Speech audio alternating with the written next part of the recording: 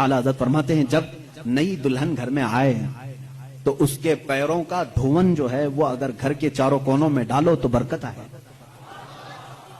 वो आ रही है अपना रिस्क लेकर के आ रही है, अपना रिस्क लेकर के आ रही है।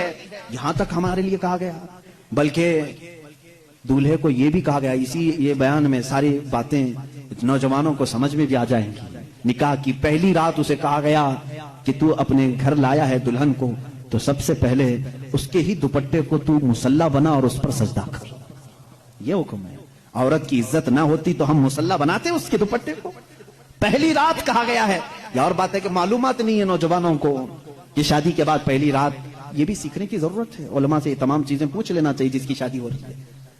दुल्हन आ रही है तो हम उसकी इज्जत ही के लिए तो ये तमाम काम कर रहे हैं।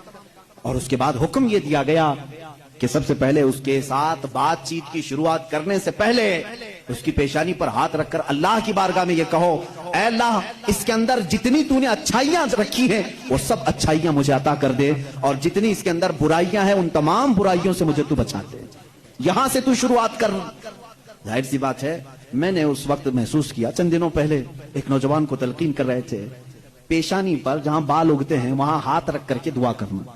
तो उसने पूछा कि हजरत दुआ तो ऐसे ही कर सकते हैं, पेशानी पर क्या? मैं भी चौंक गया।